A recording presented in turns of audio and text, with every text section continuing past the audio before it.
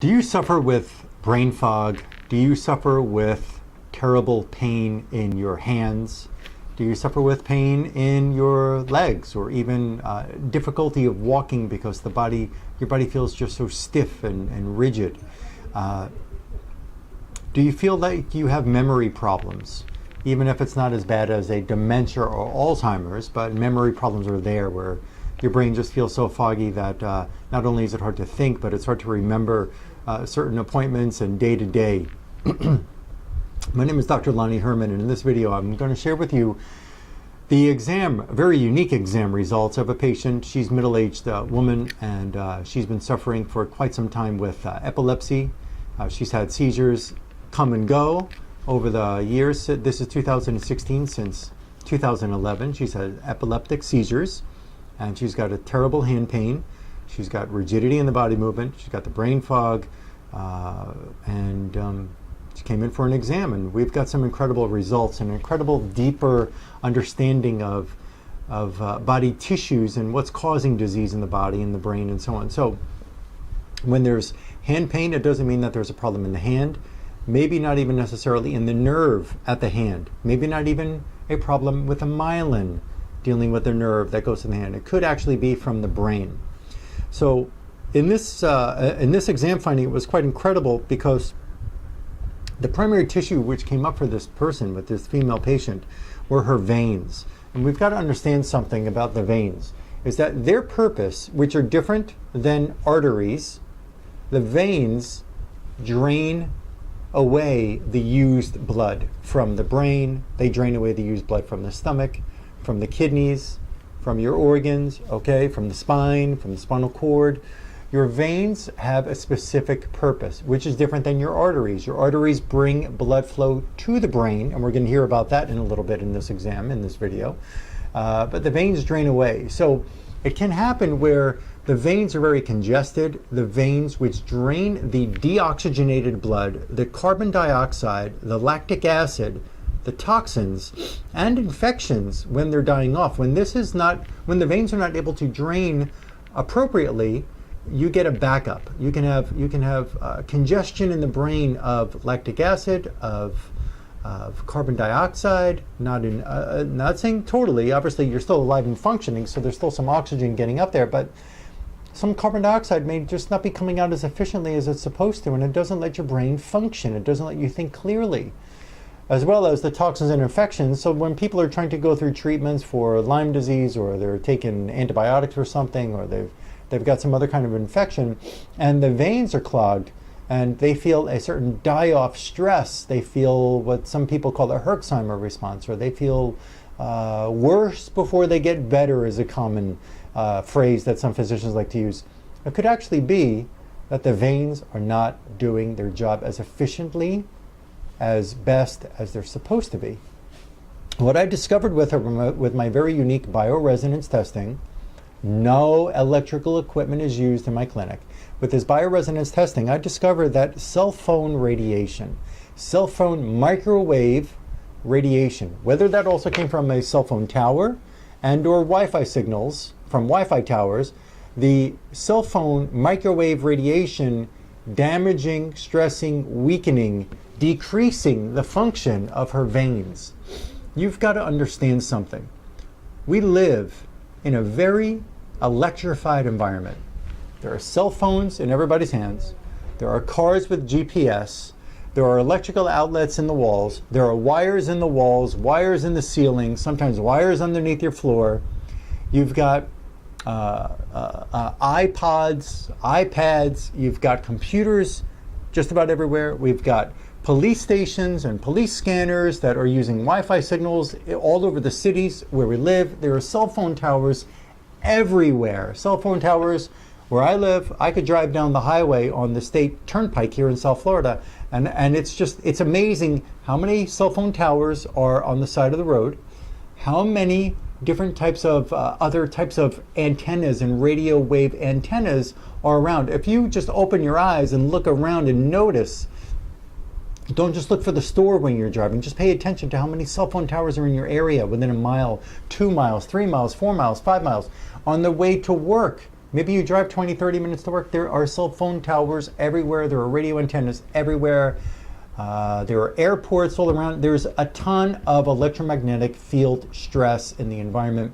And these electrical signals actually penetrate your brain function. They penetrate your veins. These electrical signals penetrate your arteries, your capillaries, your heart, your red blood cells, your bone marrow, your lymph, your organs. These, and it's been proven that these different electrical signals at different speeds, different levels of different frequency levels, different speeds, different intensities than what our body's supposed to deal with, different than what the earth actually is, where we come from. These different electrical frequencies are destroying the way the body functions. And when a patient is just taking some type of infection defeating protocol by some practitioner out there, and they're not getting rid of the EMF, they're not getting rid of the electrical stress. And that doesn't mean just by getting a device on your phone, or just by getting some pendant or some bracelet or whatever it is, or putting up a Faraday cage. We've got to understand, we've got to really understand that once that imprint goes into the tissue, which we'll talk about in a few minutes again about her veins, once that imprint of that electromagnetic frequency gets into your tissue, it doesn't just come out. Just because you put a pendant on, or you put a device on your phone, or in your home, or sleep with a cage around yourself, or whatever these different companies are recommending. We've got to be able to do what I am doing, is pulling out those electrical frequencies using specific matching remedies of specific, exact, accurate, perfect potency, matching remedies for the microwave radiation or for the X-ray radiation. That's another one that can be in there. But even computer and multiple different stresses in your environment, your televisions and so on, they are embedded into our tissues. It's just like a tattoo. You get a tattoo, you take out that tattoo, you don't want to get another one, so you put some protective gear on. And what if that gear doesn't work and you get another tattoo, so to speak? If I'm trying to use an analogy, that the gear, the bracelet, the pendant is supposed to be able to stop you from getting another tattoo. And what if it doesn't? What if you're using something that doesn't stop the electromagnetic stresses from penetrating into your tissues, causing problems, but also when you don't even take it out? You get a tattoo, you want to get it out, you put a bracelet on, thinking you're going to stop the stress still of a tattoo ink getting into the body. I mean an electromagnetic stress. I'm using an analogy here of tattoo ink in the body. So you put a bracelet or a pendant on, or you put something around your home, but you still have that tattoo ink in your skin. You've got to get it out of there if that's what's causing part of your disease. Does that make sense? Hopefully it does. If not, you'll hear me talk about this in just about every video here on my YouTube channel. But the microwave radiation damaging her veins, decreasing their function of draining out toxins, infections, carbon dioxide, lactic acid from the brain. She's got other electrical stresses. We don't have to go into greater detail here. She's also got, what I found with her is that gabapentin and Lyrica, two different medications which doctors had given her before for her hand pain. The gabapentin, and I think it was also given for her seizure, is that the gabapentin and the Lyrica are found stressors in her veins. They are there. Residues of these medications are in the veins, and they are poisoning those veins. So we're making remedies for those as well as using specific hemoglobin, oxygen-based remedies with the veins to be able to pick up the function of the veins, get more oxygen in the brain, drain away the toxic effects that congested veins are causing to her brain. She also, in this examination, we found in her veins, she also has several different side effects from several different vaccines, causing a toxic effect in her veins, causing stress, causing inflammation, causing those veins to not be able to drain efficiently carbon dioxide out of the brain, lactic acid, other toxic buildup. They're just not working. There are different pernicious agents, different stressors stressing these veins. I also found in her anesthesia chemicals damaging her veins. There are residues of anesthesia chemicals that can stay in your body even well after years after you've had a surgical procedure. And that surgical procedure could have been, they put in an IV or with a face mask for getting a wisdom tooth out. Maybe you had to get some of that, what they call laughing gas. to have some procedure done in your mouth because the local anesthetic you were not okay with. You needed something stronger. Maybe a woman had a C-section and they gave some type of anesthesia. Maybe there was some other surgery, a gallbladder removed, or maybe there was a hysterectomy, or maybe a gentleman had some other kind of surgery in his body where there was some type of anesthesia used to be able to put them to sleep and not feel the pain of the surgical procedure, or even a gastric bypass. These anesthesia chemicals can stay in the tissues and can lead to further breakdown of the function of the tissues. And like I said, in this patient, I found it in her veins, destroying the vein ability. Now, in the next step here, it was quite alarming because this examination seemed to me, which took about an hour and a half, it seemed to almost never end. I found 24 in her next worst, weakest tissue in her body was her cerebral arteries. The cerebral arteries in all of us, these are arteries which bring the blood, oxygen-rich blood, if it's even oxygen-rich, if there's no anemia or something else in that blood, oxygen-rich blood to the brain, because what's the brain's number one fuel? Well, really we have two that run neck and neck, but number one, oxygen. The other one is sugar. I'm not saying go out and drink boatloads of sugar, but we need sugar supply to make the brain run. And we need oxygen to make the brain run.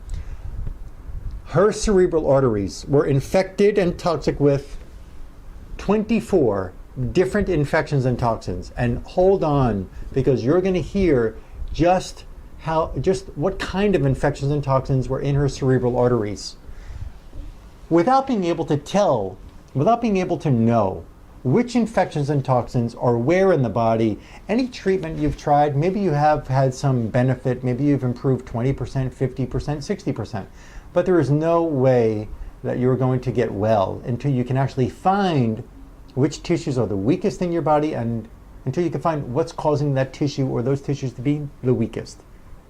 In this examination, on this day, which was May 19th of 2016, I found 24 different pernicious agents, 24 different damaging agents, infections and toxins causing damage to her cerebral arteries, not allowing good enough oxygen blood flow to the brain, and not allowing the brain to stay settled. You got to understand, when there's infection and toxin in the blood vessels in your brain, whatever's in the blood vessel can be delivered into the brain tissue. That makes sense, right? Because blood vessels in the brain, the cerebral arteries bring blood and oxygen. Well, if some kind of candida or Lyme infection or strep infection is in that blood vessel, doesn't it just make sense that if the blood vessel is going to deliver blood and oxygen to brain tissue, that when there's an infection in that blood vessel, it can also and will also allow that infection to get into your brain tissue? That only makes sense to me. Well, in her cerebral arteries, microwave radiation from the cell phone, damaging the cerebral arteries, anesthesia chemicals at a very, very high amount, damaging her cerebral arteries, damaging brain tissue, not allowing the brain to get just the pure blood and oxygen that it needs and deserves. Candida albicans inside her cerebral arteries. What do you think is going to happen when the immune system realizes that there's candida in the brain? What would you want it to do?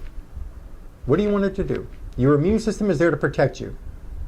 Your immune system's job, these are white blood cells, soldiers of your immune system, are supposed to go out there and kill and eliminate infections, right? That's what they're supposed to do.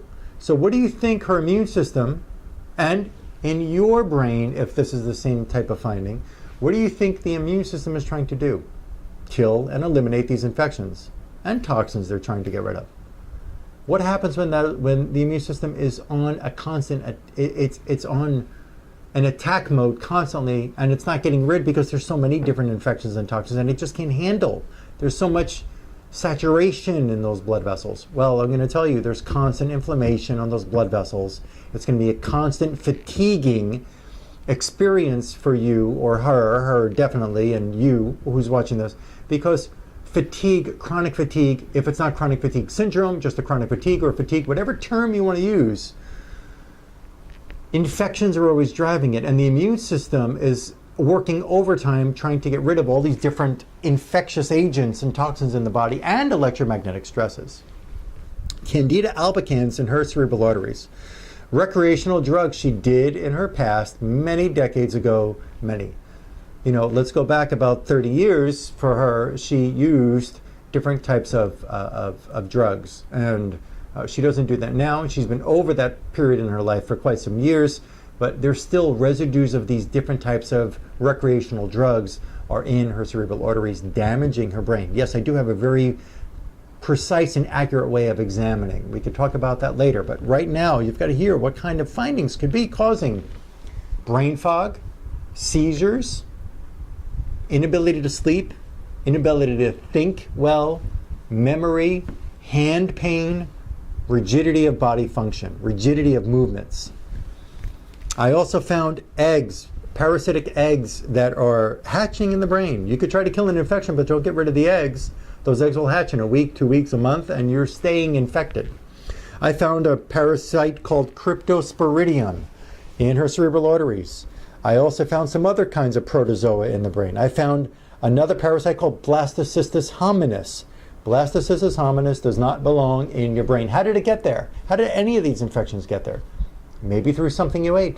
Maybe through dental infection. And I did find with this woman on another visit, horrible, horrible infectious disease inside her mouth. We've already, in a previous visit, had to get this woman a few of her teeth removed because the teeth were loose, because the jawbone had become so decayed, because there was so much infection in the jawbone. Even with the cavities filled prior, the infection coming up from an organ into the jawbone still ate out the jawbone and caused jawbone disease, and the teeth were loose. There was no way to save them. I'll tell you more about that in another report about this woman. Another video. Well, another parasite, I said, Blastocystis hominis in the cerebral artery. I found Lyme infection called Borrelia burgdorferi in her cerebral arteries. I found a fungus in her cerebral arteries. I found another parasite called Giardia, parasitic infection in the cerebral arteries, damaging the brain. Flukes, parasitic flukes in the cerebral arteries. I found tapeworm.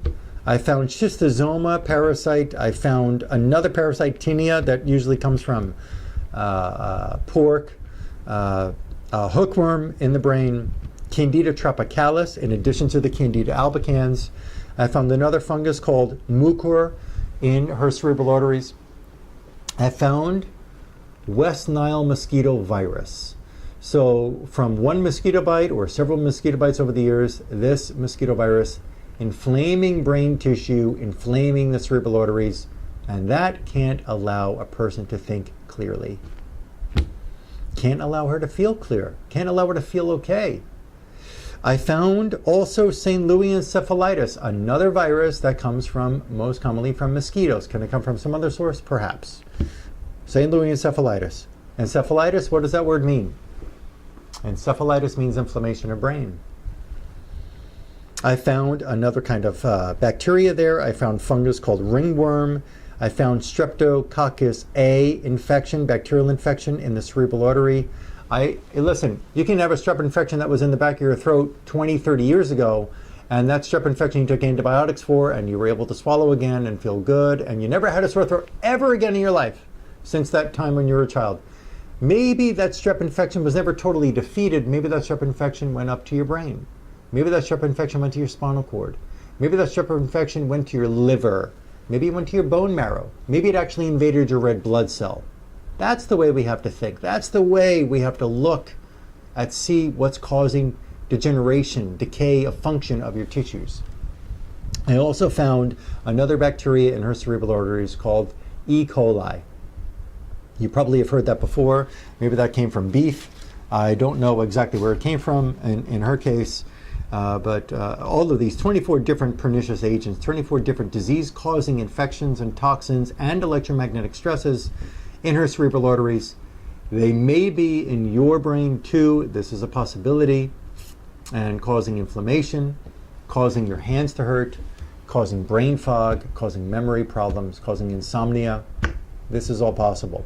So what I do with my work, I'm able to actually tell through a stress response test Stress response testing, just like a knee jerk reflex. They take a reflex hammer and hit your knee. The knee jerks. There's a muscle reflex that happens. We're able to do certain kinds of muscle reflex testing with samples that I have here of different tissues of the body that biophysicists discovered and quantum physicists discovered, that we can actually have minute microscopic samples of these tissues, and we can tell in a human body if the bone marrow is the weakest, or we could tell if the gallbladder is the weakest, or the bile duct, or the gallbladder sphincter, or the liver, or the portal vein to the liver, or the kidney, or the urine bladder, or what part of the brain, or a carotid artery, or the vertebral artery. I mean, we can get precisely, we can get with precision, we can find with great accuracy which tissue in your body is the weakest one, what's the second weakest one, what's the third weakest one. Because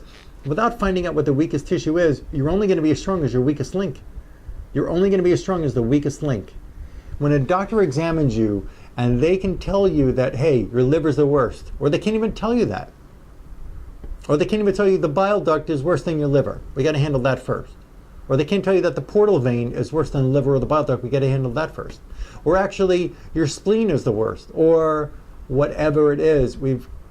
You'll never get as well as you want to be, because you will always be dragged down by the weakest link in your body. We've got to be able to get to that weakest link, whether it's the myelin or whatever else it is in your body that needs to be dealt with, okay? So we're able to use these tissue samples of various parts of the body to be able to find out which tissue is the weakest. And then second, I have all different samples of all different kinds of parasites and bacteria and fungi and mold and viruses and vaccines and just molds and heavy metals, different compounds of mercuries and so on, that we can actually find what is in your body, in that specific tissue, how much of that infection and toxin is in that specific tissue, and then we can make specific remedies that match these infections and toxins that will eliminate them from your tissue, as well as repairing the tissue. And you will feel better, whether you're better in one visit, in one protocol, in 2, in 3, or in 10.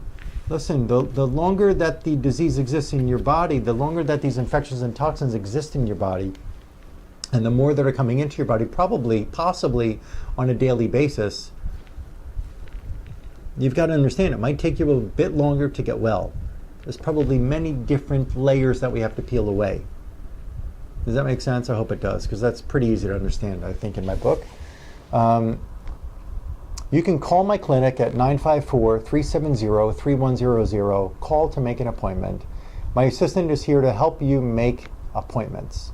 She does not have great detail of what's going to happen for you in the examination, besides just telling you you can get well, okay? But she's here to help you schedule an appointment. To discuss exactly how it's going to take place and what's going to take place, that comes up in a consultation. The consultation is greatly important because I've got to dig through your history, not just looking at a blood test, not just asking you how bad you feel. I've got to dig through your history, and I've got to find which parts of your life could have led to, how many different pieces of the puzzle of your life have led to your current chronic condition.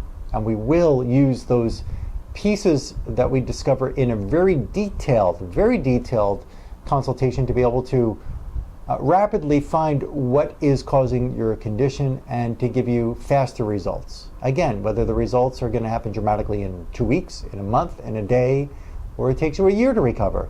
You're going to recover, and we've got to be able to figure it out, okay? So there are charges for my consultations, there are charges for my examinations, there are charges for these procedures. These are not covered by general medical insurance, they're not covered by Medicare, they're not covered by Medicaid, they're not covered by workers' comp, it's not covered by disability, it's not covered by your PPO or your HMO plan. Hey, I really wish it was, but they don't recognize my work, and we have to get down and get down to great detail, get down to work, hard work, and get you well, and that we can do. Like me on my Facebook page. I put information on my Facebook page all the time. Subscribe on my YouTube channel. My YouTube channel is a great place to be. I share very unique information in video form all the time. Share this video with just one friend. One person at least deserves to hear this kind of information I've shared in this video. Just one. It's not too hard to ask you to just click on your mouse or on your mobile device and share with someone, because There are so many people who are going to doctors who are told that it's all in their head, that their labs don't show any problem, that they don't know what's going on, and they're just somebody who the doctor says, you know, there's whatever they're saying, that they just can't get the job done. They can't get it done, and that's it. Whatever they're going to say, and there's many different doctors out there. I haven't talked to all of them or met 7 billion people on the planet, but I'm going to tell you something, that when these doctors can't get it done with standardized American medical type of practice, you've got to be able to be willing to, if you want to save your life, if you want to reverse your chronic condition, you want to feel normal, you want to function again, you've got to be able to step out of the box and look into other methods like I have, because I am here to get the job done and help you, help those people who want to get well, get well. That is my purpose, that's my passion. The number again is 954-370-3100 for those who'd like to call and make an appointment for a consult for your first exam. Again, like me on my Facebook page, subscribe on my YouTube channel, and share this video with a friend. And I look forward to helping you get well, because you deserve to be well.